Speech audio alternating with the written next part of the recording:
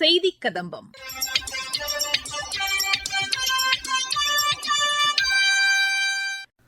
இன்றைய செய்தி கதம்பத்தில் heat stroke ஏற்படுவது குறித்து மருத்துவர் ஸ்னேகா மாரீஸ்வரி எமது செய்தியாளருக்கு அளித்த சிறப்பு பேட்டி, சேலம் அரசு பள்ளியில் நடைபெற்ற பட்டமளிப்பு விழா குறித்து எமது செய்தியாளர் வழங்கும் செய்தி தொகுப்பு மற்றும் மத்திய அரசின் சமூக வலைதள பதிவுகள் உள்ளிட்டவை இடம்பெறுகின்றன.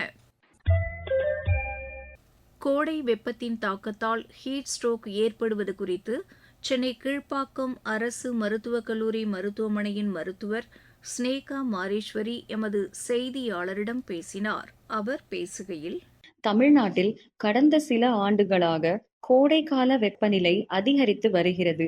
அதிக வெப்பம் என்பது சாதாரண அசௌகரியம் மட்டுமல்ல, அது நமது உடல் நலத்திற்கு ஆபத்தான பாதுகாப்புகளை ஏற்படுத்தக்கூடும். சரியான முன்னெச்சரிக்கை எடுக்காமல் இருந்தால் உயிருக்கு கூட ஆபத்து ஏற்படலாம். சிறுவர், முதியோர், கர்ப்பிணி பெண்கள், விவசாயிகள், கட்டிடத் தொழிலாளர்கள், போக்குவரத்து காவலர்கள், வெளியில் வேலை செய்பவர்கள் அடிக்கடி நிழலில் ஓய்வெடுக்க வேண்டும். விவசாயிகள் அதிகாலை அல்லது மாலை நேரங்களில் வேலை செய்வது நல்லது. மேலும் சர்க்கரை நோய், இரத்த அழுத்தம், இதய நோய், சிறுநீரக நோய் உள்ளவர்கள் அதிக கவனமாக இருக்க வேண்டும். மதியம் 12 மணி முதல் 3 மணி வரை நேரடி வெயிலில் வெளியே செல்ல வேண்டாம். அவசியமாக வெளியே செல்ல வேண்டியிருந்தால் வெளிர் நிறமான பருத்தி ஆடைகள் அணியவும்.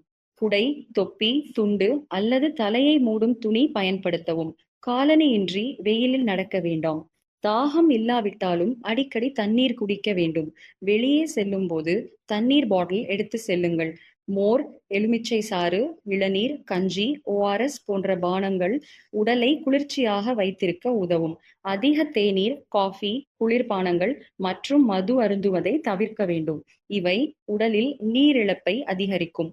கோடை விடுமுறையில் குழந்தைகள் மீது பெற்றோர் அதிக கவனம் செலுத்த வேண்டும். மேலும் செல்ல பிராணிகள் மற்றும் கால்நடைகளுக்கும் போதுமான தண்ணீர் மற்றும் நிழல் வசதி ஏற்படுத்த வேண்டும். இப்போது வெப்பத்தால் ஏற்படும் உடல்நல பாதிப்புகளின் அறிகுறிகளை பார்ப்போம். அதிக வியர்வை, தலை சுற்றல், பலவீனம், தசை வலி, தசை பிடிப்பு, வாந்தி உணர்வு அல்லது மயக்கம் போன்றவை இருந்தால் உடனே அந்த நபரை குளிர்ச்சியான இடத்திற்கு மாற்ற வேண்டும். மெதுவாக தண்ணீர் அல்லது ORS கொடுக்க வேண்டும். இறுக்கமான ஆடைகளை தளர்த்த வேண்டும். ஆனால் உடல் வெப்பநிலை மிகவும் அதிகரித்து குழப்பமான நிலை, பேச முடியாமை, மயக்கம், வலிப்பு போன்றவை ஏற்பட்டால் அது வெப்பவாதம், அதாவது ஹீட் ஸ்ட்ரோக் எனப்படும் அவசர நிலையாக இருக்கலாம். மருத்துவ உதவி வரும் வரை ஈரத் துணியால் உடலை துடைத்து குளிர்விக்க வேண்டும். உடனடியாக அருகிலுள்ள மருத்துவமனைக்கு கொண்டு செல்ல வேண்டும். இந்திய வானிலை ஆய்வு மையத்தின் வானிலை எச்சரிக்கைகளை தொலைக்காட்சி, வானொலி மற்றும் அதிகாரப்பூர்வ அறிவிப்புகள் மூலம் தொடர்ந்து கவனியுங்கள். வெயில் அலை பாதிப்பை தவிர்ப்பதில் மிக முக்கியமானது முன்னெச்சரிக்கை. தண்ணீர் குடிப்போம், உடலை பாதுகாப்போம். வெயிலை தவிர்ப்போம், உயிரை பாதுகாப்போம். சேலம் அரசு பள்ளியில் முதல் முறையாக மாணவர்களுக்கு பட்டமளிப்பு விழா நடைபெற்றது. இதுகுறித்து எமது சேலம் மாவட்ட செய்தியாளர் வழங்கும் செய்தி தொகுப்பு. கற்கை நன்றே கற்கை நன்றே பிச்சை புகினும் கற்கை நன்றே என்று அறிவுறுத்துகிறார் அவை மூதாட்டி.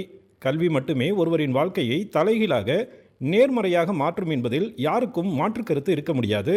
சிறப்பு வாய்ந்த கல்வியை அர்ப்பணிப்பு மிக்க அரசு பள்ளி ஆசிரியர்கள் சிறந்த சேவையாக வழங்கி வருகின்றனர்.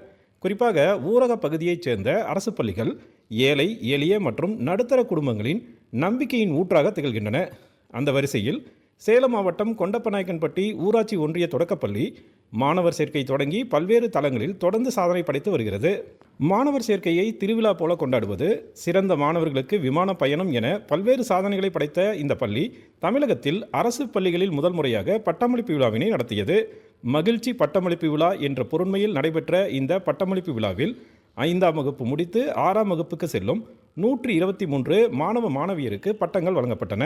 சிறு மழலைகள் தலையில் தொப்பியுடன் பட்டமளிப்பு விழா உடையணிந்து விழா மேடைக்கு ஊர்வலமாக அழைத்து செல்லப்பட்டனர். இதனையடுத்து அனைவருக்கும் மகிழ்ச்சி பட்டங்களை கல்வித்துறை அதிகாரிகள் மற்றும் ஆசிரியர்கள் வழங்கினர். உயர்கல்வி மீதான ஆர்வத்தை அதிகரிக்கும் வகையில் இந்த நிகழ்வு நடத்தப்பட்டதாக கூறுகிறார் பள்ளியின் தலைமை ஆசிரியர் அந்தோணி. மாணவர்களுடைய உயர்கல்வியை உற்சாகப்படுத்தவும், அவர்களுக்கு கல்வியின் மேல் இன்னும் அதிகமான நாட்டத்தை உருவாக்கவும் பெற்றோர்களுக்கும் தங்களுடைய குழந்தைகள் இப்படி பட்டம் பெறுகிறார்கள், எனவே அவர்களை இன்னும் ஊக்குவித்து உயர்கல்வி வரை பயில்விக்க வேண்டும் என்ற ஒரு எண்ணத்தை உருவாக்கவும் வகையிலே இந்த விழாவானது நடத்தப்பட்டது. கல்லூரிக்கு சென்ற பிறகே பட்டம் கிடைக்கும் என்ற நிலையில் தொடக்கப் பள்ளியில் பயிலும் போதே பட்டமளிப்பு விழாவில் பங்கேற்றது மகிழ்ச்சி அளிப்பதாக மாணவியர் தெரிவித்தனர். இந்த பட்டமளிப்பு விழா எனக்கு ரொம்ப மகிழ்ச்சியாக இருக்கிறது. இதெல்லாம் காலேஜில் தான் கொடுப்பாங்க. ஸோ அதனால ஸ்கூலில் 5ஆம் வகுப்பு கொடுக்கறதுனால எனக்கு ரொம்பவே மகிழ்ச்சியாக இருக்கிறது. என்னோட எய்ம் டீச்சராக போகிறேன். எனக்கு இந்த ஸ்கூலில் சாரு பிடிக்கும், மிஸ்ஸை பிடிக்கும். எங்களெல்லாம் டீச்சராக பார்க்குறது எனக்கு ரொம்ப மகிழ்ச்சியாக இருக்கும். எனக்கு பாடத்துலலாம் படிக்கிறது, ரீடிங் பண்ணுறதுலாம் ரொம்ப பிடிக்கும். அதனால எனக்கு டீச்சர் ஆகிறது அப்படின்னா எனக்கு ரொம்பவே பிடிக்கும். இந்த பட்டம் வாங்குறதுக்கு எனக்கு ரொம்ப மகிழ்ச்சியாக இருக்கும். கல்வி பயிற்றுவிப்பதைப் போலவே வாழ்க்கை பாடத்தையும் மகிழ்ச்சியுடன் மாணவர்களுக்கு ஆசிரியர்கள் பயிற்றுவித்துள்ளனர் என்பது குறிப்பிடத்தக்கது. புகழ்பெற்ற வீர விளையாட்டான மல்லர் கம்பம் குறித்து எமது விழுப்புரம் மாவட்ட செய்தியாளர் வழங்கும் செய்தி தொகுப்பு. பண்டை காலத்து தற்காப்பு கலாச்சார விளையாட்டுப் போட்டிகளாக இருந்த மல்லர் கம்பம், சிலம்பம் உள்ளிட்ட பல்வேறு விளையாட்டுகள் மீண்டும் இளைஞர்கள் மத்தியிலும் குழந்தைகள் மத்தியிலும் இடம் பிடித்துள்ளது. உலக அளவில் 17க்கும் மேற்பட்ட நாடுகளில் கற்றுத்தரப்படும் இந்த தற்காப்பு விளையாட்டு மத்திய அரசின் கீழ் கேலோ இந்தியா உள்ளிட்ட தேசிய அளவில் பல்வேறு போட்டிகளில் இது இடம்பெற்றுள்ளது. சர்வதேச விளையாட்டு வீரர்களை உருவாக்கிய விழுப்புரம் மல்லர் கம்பம் விளையாட்டுக் கழகம் தற்பொழுது 30 நாள் கோடை பயிற்சியை தொடங்கியுள்ளது. இதில் 300க்கும் மேற்பட்ட மாணவ மாணவிகள் கலந்து கொண்டு பயிற்சி பெற்று வருகின்றனர். காலை மாலை 2 வேளைகளிலும் கற்றுத்தரப்படும் இந்த மல்லர் கம்பம் பயிற்சியில் 5 வயதிற்கு மேற்பட்ட ஆண், பெண், சிறுவர், சிறுமியர் என அனைவரும் கலந்து கொண்டுள்ளனர். ஜிம்னாஸ்டிக், யோகா உள்ளிட்ட கலைகளும் கற்றுத்தரப்படுகிறது. இது குறித்து இங்கு பயிற்சி அளிக்கும் பயிற்சியாளர் ஹேமச்சந்திரன் கூறுகையில், இது 44வது கோடைக்கால பயிற்சி முகாம். தமிழ்நாட்டில் லெவலில் பெரிய கேம்ப் இது மல்லர் கம்பத்தில்.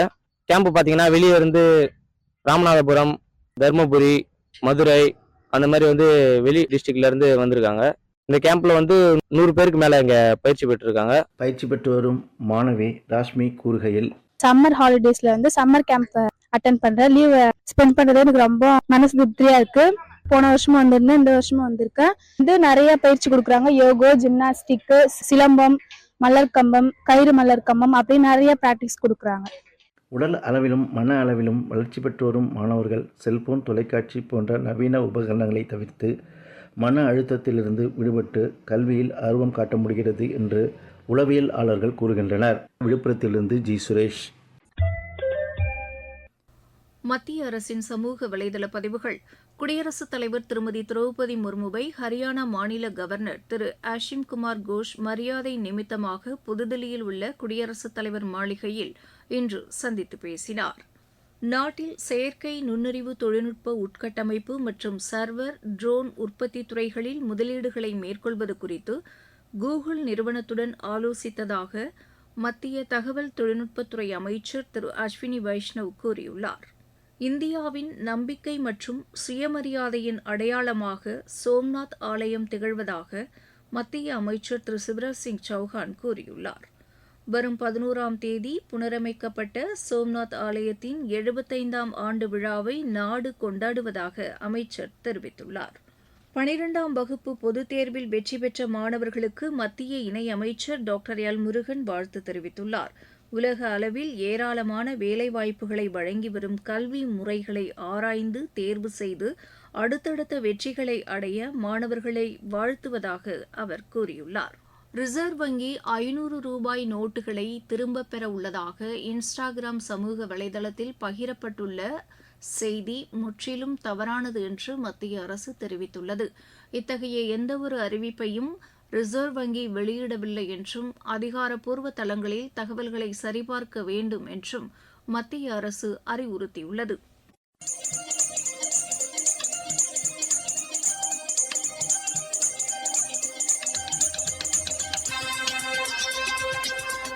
இத்துடன் இன்றைய செய்திக் கதம்பம் நிறைவு பெறுகிறது.